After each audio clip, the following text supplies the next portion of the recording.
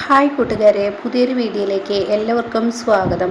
അങ്ങനെ അനുപമയും ദാസും കൂടി ഒത്തു കളിച്ചിരിക്കുകയാണെന്ന് സുശീലയ്ക്ക് അറിയില്ല കേട്ടോ. 20 കോടി വെച്ചിട്ട് സുശീല ഇനി ശേഖരനെ സ്നേഹിക്കുന്ന ആ ഒരു രംഗമാണ് കേട്ടോ.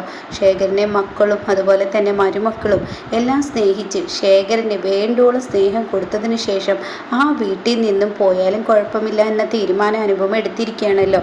അങ്ങനെ സുശീല 20 കോടിയും മോഹിച്ച് ഇനി ഓരോ കളി തുടരുകയാണ് കേട്ടോ. അങ്ങനെ ധനൻ്റെ കൂടെ ശേഖരൻ പോയിട്ടുണ്ടാവും. ഈ സമയം വീട്ടിലാണെങ്കിലോ യാതൊരുവിധ സ്വസ്ഥതയും കിട്ടുന്നില്ല. കാരണം എന്തുകൊണ്ട് പായ എടുത്ത് വലിച്ചെറിഞ്ഞിരുന്ന ആ അമ്മ ആ പായ എടുത്ത് തിരികെ വെക്കുന്നു. ശേഖരൻ്റെ ആ ഒരു ബാഗും കാര്യങ്ങളൊക്കെ അവിടെ തന്നെ കൊണ്ടുവന്നോടത്ത് കൊണ്ടു തന്നെ വെക്കുന്നു. ഇതൊക്കെ കാണുന്നതിനോട് കൂടി ഇവരിൽ സംശയം തോന്നിയിട്ടോ. അപ്പോൾ സത്യനെ അങ്ങനെ പറയുന്നുണ്ട്, എന്തായാലും അനുചേച്ചിക്ക് ഇവിടെ ഇന്ദ്രേട്ടൻ വിളിക്കും, അപ്പോൾ എന്തായാലും ഇതിൻ്റെ പൊരുൾ അറിയാമെന്നൊക്കെ ഇങ്ങനെ പറയുന്നുണ്ട് കേട്ടോ. ആ സമയം ഷാമു പറയണേ, എന്തെങ്കിലും ഇല്ലാതെ ഇവിടുത്തെ അമ്മ ഇങ്ങനെയൊന്നും ചെയ്യില്ല. സുശീല ആൻറ്റിയുടെ സ്വഭാവം കണ്ട കാലത്തോളം എനിക്കറിയുന്നതാണ്. അവരെന്തോ മുൻകൂട്ടി കണ്ടിട്ടുണ്ട്, ആ മനുഷ്യനിൽ നിന്ന് എന്തോ നേടാനുണ്ട് എന്നൊക്കെ പറയുമ്പോഴാണ് കേട്ടോ ധനൻ്റെ കൂടെ ശേഖരൻ വരുന്നത്.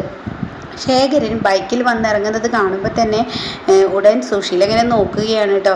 അപ്പോൾ ധനനാണെങ്കിലോ, ഈശ്വര ഇനിയിപ്പോൾ ഇവരുടെ ഒരു പൊട്ടിത്തെറി ഉണ്ടാവുമായിരിക്കോ എന്ന പേടിയോടുകൂടി ഇങ്ങനെ ധനൻ നോക്കി നിൽക്കുകയാണ്. അപ്പോൾ ശേഖരനോട് ഉടൻ തന്നെ ധനൻ പറയുകയാണ്, ഇനി ഞാൻ ഇറങ്ങുന്നില്ല, ആ സ്ത്രീ അവിടെ നിൽക്കുന്നുണ്ട്, അപ്പോൾ അതുകൊണ്ട് ഒന്നോ രണ്ടോ പറയേണ്ട അവസ്ഥ വരും. എനിക്ക് ദേഷ്യം പിടിച്ച ഇന്നതാ പറയുന്ന അറിയില്ല, എനിക്ക് നിയന്ത്രണം പിടിച്ചാൽ കിട്ടില്ല, അവരെ കണ്ടാൽ അടിക്കാനുള്ള ദേഷ്യം വരും, അതുകൊണ്ട് ഞാൻ പോട്ടെ എന്നൊക്കെ ഇങ്ങനെ പറയുമ്പോൾ ഉടൻ തന്നെ ശേഖരൻ പറയുകയാണ്, ശരി ധന പോയിക്കോളൂ.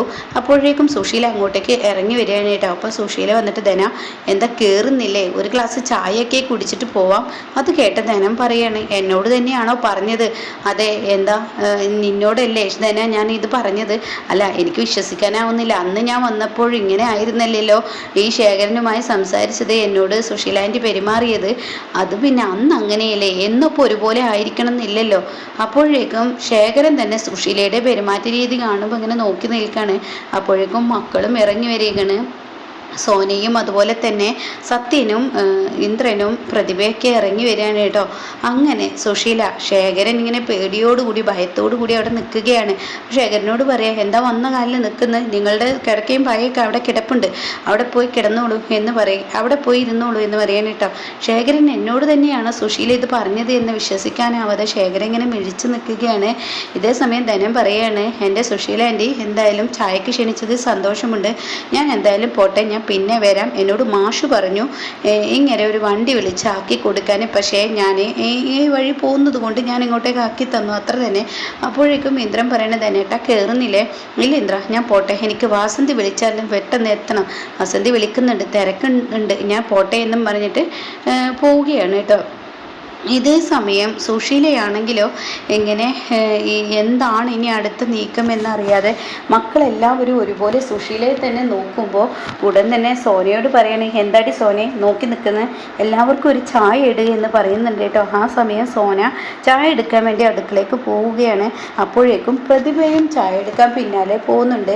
അങ്ങനെ ചായ ഇടാൻ വേണ്ടി പോകുമ്പോൾ ഉടൻ തന്നെ ഇന്ദ്രനാണെങ്കിലോ എന്തോ ഒരു പൊരുത്തക്കേടുണ്ടല്ലോ, എന്തായാലും ഇനിയിപ്പോൾ ഇങ്ങനെ വിട്ടാൽ ശരിയാവില്ല. മാഷിൻ്റെ വീട്ടിൽ പോയത് വന്ന ശേഷമാണ് ഈ അമ്മയ്ക്ക് ഇത്ര വലിയ മാറ്റം വന്നിരിക്കുന്നത്, അപ്പോൾ അതിനർത്ഥം എന്തോ ഉണ്ട്, അപ്പോൾ അത് അറിയേണ്ടത് അത്യാവശ്യമാണെന്ന് കരുതി ഇവിടെ വിളിച്ചു നോക്കാം എന്നിങ്ങനെ ചിന്തിക്കുകയാണ് കേട്ടോ. ഈ സമയം സോനയാണെങ്കിലോ ചായ ഇടാൻ വേണ്ടി ഒരുങ്ങുമ്പോൾ പ്രതിഭ പറയും, ഞാനിടാം.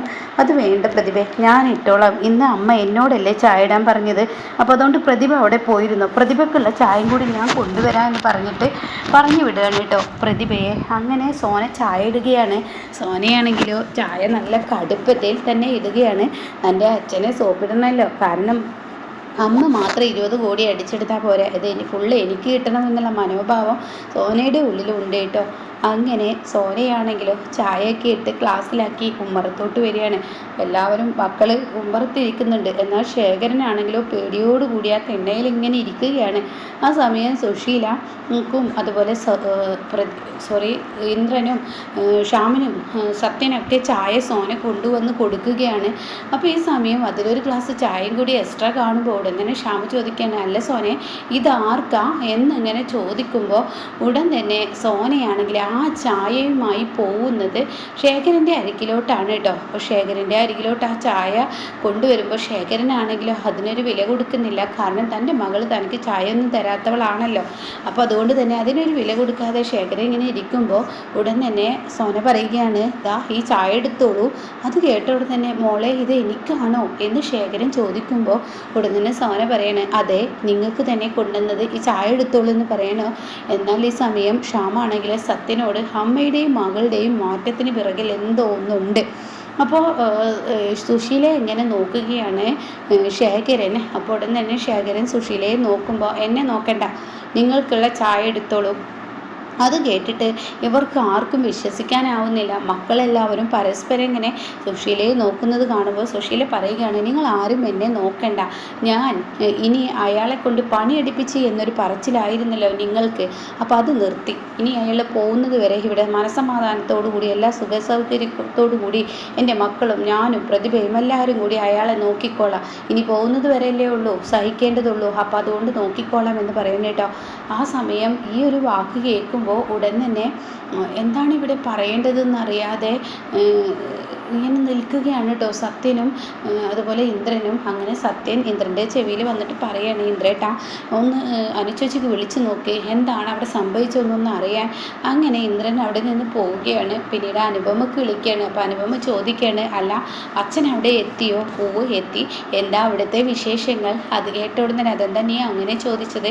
അല്ല അമ്മ ഇവിടെ വന്നപ്പോൾ അച്ഛനോട് ചെറിയൊരു ദേഷ്യത്തിന് അതിലൊരു നയം വന്നിട്ടുണ്ട്, അതുകൊണ്ട് ചോദിച്ചതാ. അപ്പോൾ അത് കേട്ട ഉടനെ, ഇവിടെ അമ്മയുടെ പെരുമാറ്റത്തിൽ ഒരുപാട് വ്യത്യാസം ഉണ്ടായിട്ടുണ്ട്. എന്തെങ്കിലും അച്ഛൻ അവിടെ പറയുകയോ പ്രവർത്തിക്കുകയോ ചെയ്തോ അമ്മയെ പേടിപ്പെടുത്താൻ? ഇവിടെ ഒന്നും തന്നെ ഉണ്ടായിട്ടില്ല. പക്ഷെ അമ്മ വരുമ്പോൾ തന്നെ അച്ഛനോടുള്ള ദേഷ്യമൊക്കെ മാറ്റി വെച്ചിട്ടാണ് വന്നിരിക്കുന്നത്.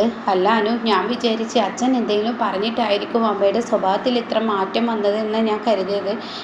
നിങ്ങളുടെ അമ്മയ്ക്ക് അയാളിൽ നിന്ന് എന്തോ ഒരു, അതായത് അച്ഛനിൽ നിന്ന് എന്തോ ഒരു കാര്യം നേടാനുണ്ട്, അതുകൊണ്ട് ആ പാവത്തിനോട് നല്ലപോലെ പെരുമാറുക, അത്ര തന്നെ. അത് കഴിഞ്ഞാൽ നിങ്ങളുടെ അമ്മ അവിടെ നിന്ന് മാറ്റുമെന്ന് പറയുന്നുട്ടോ. ഇതേ സമയം സോനയാണെങ്കിലോ, എന്തായി അമ്മേ, പിന്നീട് അമ്മ അവർക്ക് വിളിച്ചോ? ആടി ഞാനോ ഹർഷയും കൂടി വിളിച്ചോ? അത് ഉള്ളത് തന്നെയാണ്. അവരെന്തായാലും ബാക്കി 3 പേരെ തപ്പിക്കൊണ്ടിരിക്കുകയാണ്. അവരെ കിട്ടിയതിന് ശേഷം നമുക്കുള്ള പണം എത്തിക്കാമെന്നാണ് പറഞ്ഞത്. അപ്പോൾ ശേഖരൻ വന്ന പാടെ വിളിപ്പിക്കാൻ പറഞ്ഞിട്ടുണ്ട് എന്ന് പറയുന്നത്. അപ്പോൾ അത് കേട്ട ഉടനെ തന്നെ സോന പറയുന്നത്, ഇനിയിപ്പോൾ എങ്ങനെ അമ്മ അച്ഛനോട് അയാളോട് ആ കാര്യം പറയാൻ പോവുക? എന്താ നീ വിളിച്ചത് അച്ഛനെന്നോ? അത് പിന്നെ അങ്ങനെയൊക്കെ സംസാരിക്കേണ്ട അമ്മേ, അയാൾ എങ്ങനെയെങ്കിലും കയ്യിലെടുക്കാൻ നോക്കണ്ടേ, അതല്ലേ ഇപ്പോൾ വേണ്ടത് എന്ന് പറയുമ്പോൾ, ആയിക്കോട്ടെ അങ്ങനെയൊക്കെ ആയിക്കോട്ടെ, എന്നാൽ ശേഖരനെ കൊണ്ട് ഫോൺ വിളിപ്പിക്കണ്ടേ അമ്മേ? വിളിപ്പിക്കണം, എങ്കിലാണ് അവർ ഇനി ആ പണവുമായി ഇങ്ങോട്ടേക്ക് വരത്തുള്ളൂ. അപ്പോൾ എങ്ങനെ അമ്മ അയാളോട് ചെന്ന് പറയും? അതൊക്കെ ഉണ്ടടി, ആ സത്യനും ശ്യാമും ഇന്ദ്രനൊക്കെ ഒന്ന് വീട്ടിൽ നിന്ന് പോട്ടെ, അതിനുശേഷം അയാളെ പതിയെ ഇതാക്കണമെന്ന് പറയാം കേട്ടോ. ഈ സമയം ശേഖരനാണെങ്കിലോ അടുക്കളയിലോട്ട് കയറാൻ വേണ്ടി വരുമ്പോൾ സുശീല പറയണേ, ഇനി അടുക്കളപ്പണിയൊന്നും നിങ്ങൾ ചെയ്യണ്ട, ഈ വീട്ടിലെ എല്ലാ പണിയും പിന്നെ പ്രതിഭയും സോനയും ഞാനൊക്കെ പട കൂടി ചെയ്തുകൊണ്ട് എന്ന് പറയണേ. സുശീല എന്നെക്കൊണ്ട് പറ്റാവുന്ന പണി ചെയ്യുന്നതിൽ എനിക്ക് സന്തോഷമുള്ളൂ, അത് വേണ്ടെന്നല്ലേ പറഞ്ഞത്. അപ്പോഴേക്കും ശേഖരൻ തൻ്റെ ഡ്രസ്സ് എടുത്ത് അലക്കാൻ പോകുമ്പോൾ ഉടൻ തന്നെ പ്രതിഭയെ ഇവിടെ വന്നേ എന്ന് പറഞ്ഞ് പ്രതിഭയെ വിളിക്കുകയാണ്. അങ്ങനെ പ്രതിഭ എത്തുകയാണ്. എന്താ അമ്മേ? അതെ, ഇങ്ങേരുടെ ഡ്രസ്സ് കൊണ്ട് മെഷീനിലൊന്നിട്ട് അലക്കിയേ. അയ്യോ അത് വേണ്ട, ഞാൻ അലക്കിക്കോളാം, കല്ലിലിട്ട് അലക്കിക്കോളാം. വേണ്ട, നിങ്ങൾ റെസ്റ്റ് എടുത്തോളൂ, നിങ്ങൾ പോകുന്നത് വരെ ഇവിടെ നിങ്ങളെ കൊണ്ടൊരു പണി എടുപ്പിക്കില്ലെന്ന് ഞാൻ എൻ്റെ മക്കൾക്ക് കൊടുത്ത വാക്കാണ്, അതെനിക്ക് തെറ്റിക്കാൻ പറ്റത്തില്ല എന്നൊക്കെ പറയുമ്പോൾ ശരി എന്തായിരിക്കും ഇവരുടെ മാറ്റത്തിന് പിറകിൽ എന്ന് ആലോചിച്ച് ആകെ തല പുണ്ണാവുകയാണ് കേട്ടോ പ്രതിഭയും ശേഖരനും കേട്ടോ.